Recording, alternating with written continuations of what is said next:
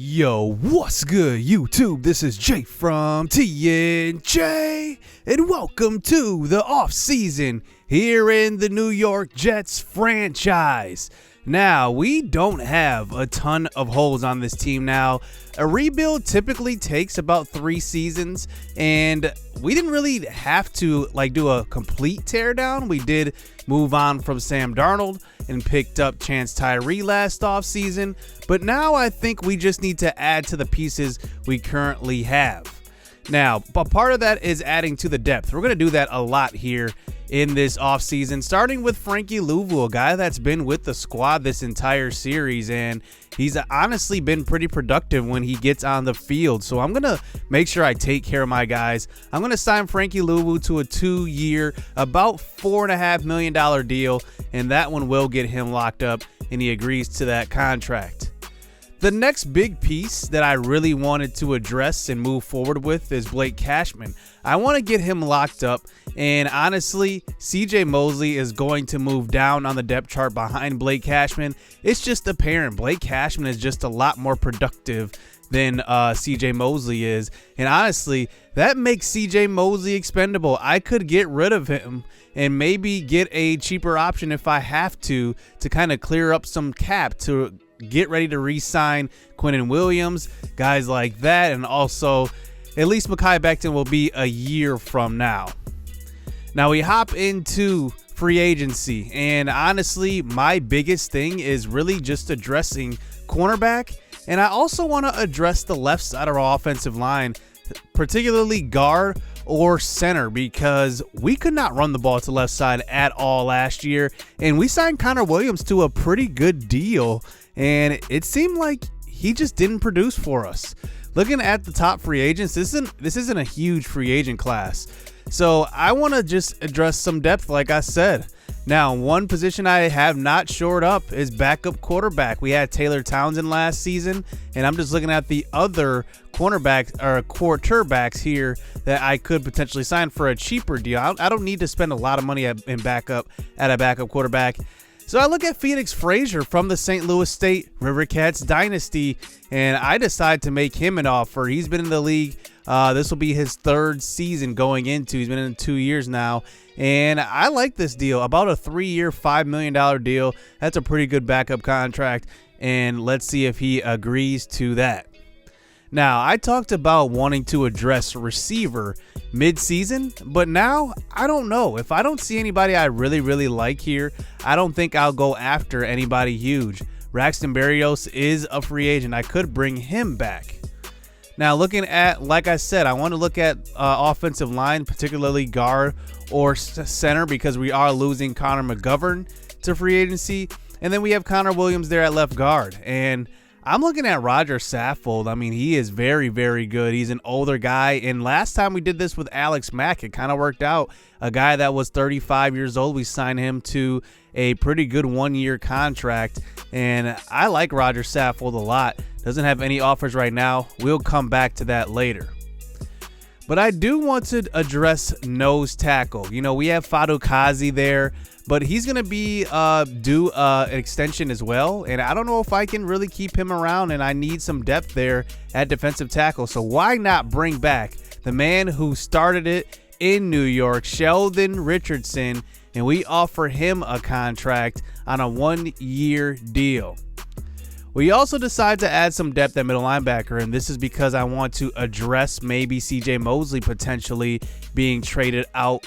And, paying that money to Cashman definitely push that notion. We'll see if it happens, but I do like CJ Mosley just for depth, and if we do need to free up some money, I can get rid of him. Now, we do offer Weber that contract and then go to cornerback. I think our biggest hole on the team right now is cornerback. We lost 3 guys. You see our top cornerbacks on the squad right now are Levi Wallace and Tim Jenkins, and Jenkins is only 70 overall, has barely touched the field at all. He's basically just on kick coverage. I look at a couple of guys here. How about Kevin King? He is 28 years old. Decent man coverage. I mean, this was about, what I was looking at when I was looking at Levi Wallace and Javarius Ward. I was looking at guys like this that were in their mid-20s. And King is an option. I like him, but I'm not in love with him right now.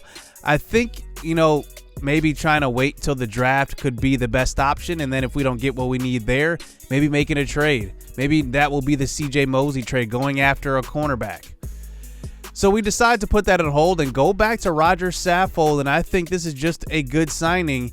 And honestly, I'm going to offer this contract to him. And this instantly would make Connor Williams expendable if he does agree to a deal. And we offer him a pretty good contract there, about 1 year, $6 or $7 million a year. So let's just check in with our crosstown rivals, the Miami Dolphins. Remember, they drafted George Jenkins, #1 overall last year. So that instantly makes Tua Tagovailoa expendable. So they decide to trade him to the Lions. And in back, they get back a pretty good center and Sean Hardiman, who a guy that we were actually going to draft last draft. He's going into his second season. And then they actually get back a couple of picks as well. They trade away one and get back two. They trade away a third and a fifth, and they get back a second along with Hardiman. So a pretty good trade right there. And then they decide to make a second trade, trading Matt Breida to the Packers, and they get back a third-round pick. So they are definitely looking to improve that last-ranked rush offense, and it shows with those two moves. We do get some news heading into the second phase of free agency. It looks like two of our guys agree and make it all four. All four guys agreed to their contracts. And honestly, that is it. And honestly, when I made that move for Saffold, it, like I said, made Connor Williams expendable. And what am I going to get back for him? Probably just a mid-rounder. And I decide to trade him away to the Titans for a 4th-round pick. It makes a lot of sense for both teams. Their second top need was a left guard, so Connor Williams fits in right in the system. Then we decide to pick up Mekhi Becton's 5th-year option. Like I said, that will postpone the contract negotiation until next season. And that's honestly going to be it for free agency. Like I said, I think we have the pieces to win right now. We just need some, potential backup, some role players signed. And I think that we did that here in free agency. Now, Le'Veon Bell moves on to Chicago, so he will be playing with the Bears, and Pat Perez at quarterback. Montez Sweat moves over to the Colts. Alexander Mattison goes to the Patriots, so they have a new running back. How about Teddy Bridgewater going to the Raiders? He will duke it out with Derek Carr there. And then Daniel Jones signs with the Lions. I'm very, very puzzled on what the Lions are doing there. So we head into the NFL draft, and here is the first round projection. And what am I looking for in the first round? I honestly need that cornerback. So I'm looking at Coco Bamaye there. He's at number 18 on the big board. And then, we have the running backs in this draft: Roy Toth, Justin Parrish, J.J. Hollinson, Paul Robinson, Adam Gutierrez. I mean, so many running backs here in this draft. So let's just see where the Steelers go #1 overall. They have no more Big Ben, and they decide to go quarterback. Joel Coles out of Florida. Remember, we played him in the Rivercats dynasty. He goes #1. Floyd Gardner, the #1 ranked cornerback, goes #2. And then Brian York goes to the Rams. So they have a new leader at linebacker. David Wyatt from the Whitetails series, he gets drafted in the top 5 to the Ravens. I'm surprised that he went that high, but he was very, very productive in 4 years as a starter. J.J. Taylor from the Rivercats goes to the Dolphins. So they are adding some pieces here, and you see the Dolphins are starting to make moves. Ryan Mathis goes to the Lions at number 10 overall. Coco Bamaye goes off the board. So we miss out on our cornerback there. But the next cornerback to go off the board was Sean McCain. He goes to the Bills. I'm surprised they did not go after Von White, who we have our eye on in the back of the first round. And look at this, Matt Simmons, a receiver, goes ahead of us. And at this point, I had my eyes on Von White. We're going to look at him in a second. But look at no running backs selected in the first round at all. J.J. Hollinson is still here. He was 3rd in the 40. first in the broad jump, A+ carrying. He is going to be special wherever he goes. We'll have to see what happens with the run on running backs. I'm sure there will be one. Roy Toth is there. Justin Parrish is there. Everybody is still there. I am honestly shocked that no team has gone after these running backs. And you got to think, these guys are going to have a really good dev trait as well. J.J. Hollinson is 21 years old. I honestly, mid-season, I was thinking like maybe I should go after one of these running backs early on in this draft. But I think Dwayne Lincoln just like really surprised me here. And honestly, I don't need a running back at this point now. I think that, what he does, what Dwayne Lincoln does is just special. And I'm looking forward to having now a left guard that can block for him in Roger Saffold. And that will open up the offense quite a bit. Now I look at Von White, who was projected as a late second rounder, but a mid first round talent. 40-yard dash is a little slow though, 4.53, but his vert, broad jump, 3-cone, and 20-yard shuffle, really good. He's also got the length at 6'2", 201. So let's see what we got out of Von White. 74 overall in the first round, and a hidden dev trait. Number 18 in true value, and we drafted him at 30. That was a very good pickup.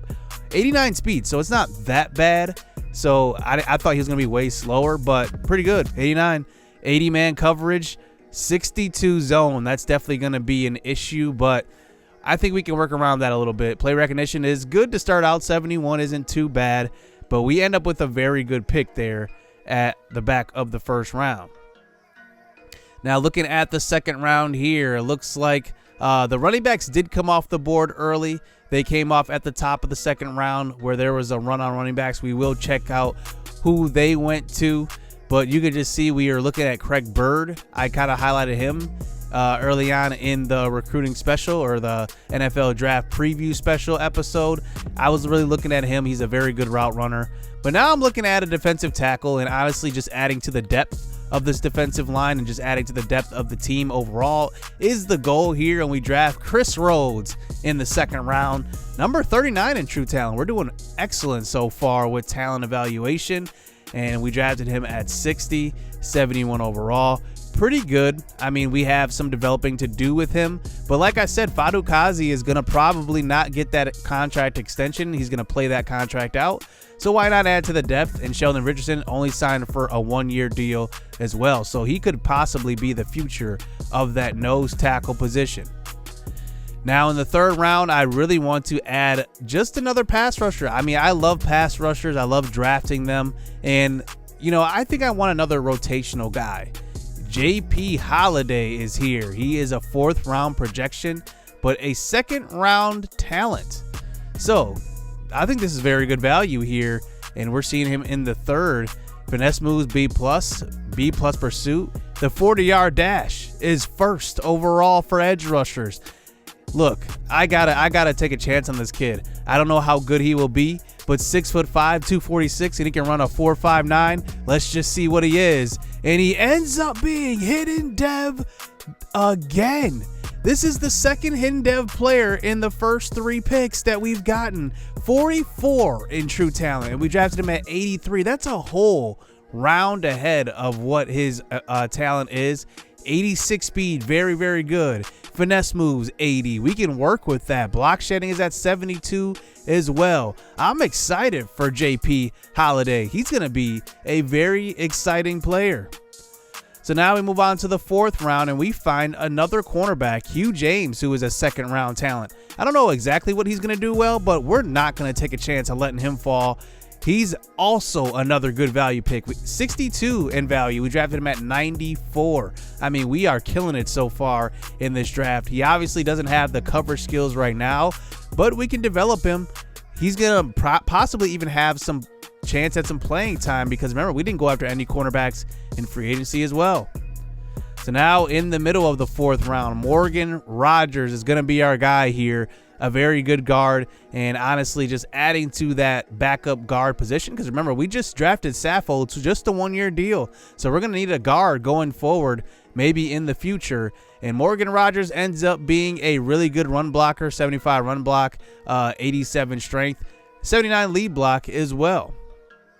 So we decided to give up our next 4th round. We had a middle 4th round pick. We were making all these trades, and we decided to trade into the next draft because I had a lot of guys evaluated in this draft, and I really had a good feeling about the picks so far. So I didn't feel the need to go ahead and just use all of our picks here. Shane Flanagan is our next pick in the 4th. 81 in true talent, 126 we drafted him at. I mean, we are just crushing it so far in this draft. And just looking at who we have scouted left, we have a couple of guys. How about Lonnie Oden, another cornerback? We're going to triple down on cornerback here in this draft. Why not? I mean, we need the depth, and who knows? I mean, some of these guys may end up being busts, and some of them may end up being just way better than the ratings. That sometimes happens. Sometimes you draft a guy like this, and he ends up being like one of your best cornerbacks. It just happens sometimes in games, and Lonnie Oden is going to be a guy that we'll have to develop. He's definitely not ready to play right now. We decided to trade our next pick, our 5th round pick, and trade the Falcons. So we decided to do that and then trade them again. So our last pick in the 7th round, we trade back into next year's draft, and that will effectively end our draft. Von White, 1st round pick. He's our starting cornerback on the left side of the defense, and that is a very good pick in my opinion. 80-man coverage, hidden dev trait. I wonder what that dev trait is going to be. That's very, very interesting. I wonder if that's going to be like a superstar. That would be crazy if he ends up being a superstar trait right away. How about Chris Rhodes, though?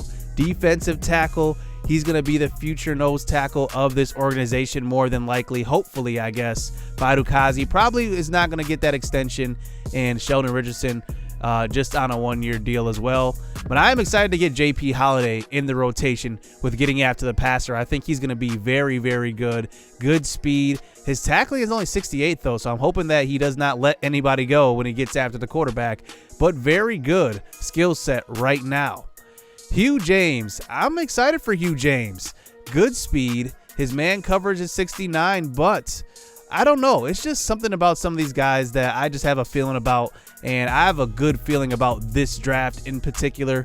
Very good. Morgan Rogers as well. Backup guard. He's going to be maybe the future unless he doesn't develop at all. I think he's going to be in line to at least be the future behind Roger Saffold. Shane Flanagan. He's pretty good. I got to admit, he's pretty good. I don't know what his role is going to be because we have a couple of good defensive ends on our team right now, and Flanagan will have to fight for that playing time, maybe even be a practice squad player. Lonnie Oden, he might end up being a practice squad player, but a good developmental corner. We did not have one bad pick, I don't think, this draft. So let's just check out the teams in our division. How about the Dolphins? They made a couple of moves, trading Tua, getting some picks, and with the 1st rounder, they chose J.J. Taylor, hidden dev trait, 80 block shed, 81 power moves, 93 strength. I mean, he is going to be a force to be reckoned with. The Dolphins are building something special there. Sean McCain ends up being that 3rd cornerback drafted in the draft by the Bills, and I'm very, very surprised they went this route. I'm surprised they let go of Von White. He was right there for them, and they decided to go with McCain. I don't think they had an amazing draft, but it wasn't bad at all. The team I think that had the worst draft in our division was the Patriots. I think that they just did not draft well at all. You can just see there in the 5th round, they drafted a quarterback at 61 overall. Greenberry was in the 2nd round. He's 69 overall. But their top pick in the 1st round was Diego Bautista, and he's pretty good. I don't want to say he's bad, but I'm surprised they didn't go a different route because remember, Cam Newton was on the last year of his deal. They did not go quarterback, or at least even try to trade up for a quarterback in the 1st round. Now, Joel Coles went number 1 overall. He ends up being 74 overall. Definitely not as good as the last draft. This was kind of a weaker quarterback class, but still, quarterbacks go number 1 overall all the time. But Brian York is going to be amazing. He's hidden dev, 78 overall. He's going to be a force to be reckoned with. Now, the guy that we were looking for in the 1st round, though, hoping that he would drop, is Coco Bamaya. He ends up being 75 overall, but his morale is hurt because the 49ers are not good. So his morale is already hurt. Now, Justin Parrish actually joins Joel Coles on the Steelers. He goes at the top of the 2nd round. He was the 1st pick there. And then behind him, Roy Toth And right behind him, J.J. Hollinson goes to the Eagles. You got to think that the Eagles are thinking about moving on from Miles Sanders now, because this is what teams do when they're unsure of their running back. They go after and draft a running back high. So that ends up being the second round where Paul Robinson went to the Browns as well. Craig Bird went to the 49ers. I was definitely looking forward to him. Ben Bonner was probably the sixth best running back in the draft, but he ends up being hidden dev trait, and he goes to the Carolina Panthers to play with Sam Darnold. And then we find out that the Patriots end up signing Gardner Minshew to a deal. So I was curious on why they did not draft a quarterback. It was because they signed Gardner Minshew. I honestly think this could happen in real life, to be honest, because if you think about it, Jacksonville could be, playing for one of those top quarterbacks, whether it be Justin Fields, Trevor Lawrence. They probably won't get Lawrence. The Jets will probably get Lawrence. But then there's also guys like Trey Lance. And now how about Mac Jones for Alabama in the season that he's having? He could possibly be a top 20 pick. I would not be surprised. I mean, Mac Jones looks very, very good for Alabama. I'm shocked that he is that good, to be honest, because he was sitting behind Tua this whole time, and look at how good he is. I mean, man, there's just a development there for that Alabama Crimson Tide team. Now, looking at our final roster, this is our preseason roster, actually, not our 53-man. We end up not going after tight end. I wanted to add one just in case, Macklin went down or Herndon went down. I should have added one. I might add one in the preseason. But our roster looks pretty good. I mean, top to bottom, really, really good. I think that we have very little weaknesses, maybe cornerback right now. But who knows how good Von White will be. If he ends up being great, I mean, we have no weaknesses at that point. We'll see how he develops, and I like to build our teams through the draft. So that's exactly what we did in this offseason. Super Bowl or bust for the Jets this season, and now we start a new journey here in season 4. This is going to be our toughest schedule. We will highlight that next episode, but I want to get underway with this season. In week 1, we go up against probably the best backfield now in Ezekiel Elliott and Roy Toth. Hit subscribe, hit that like button, stay tuned. Let's get it. Let's go.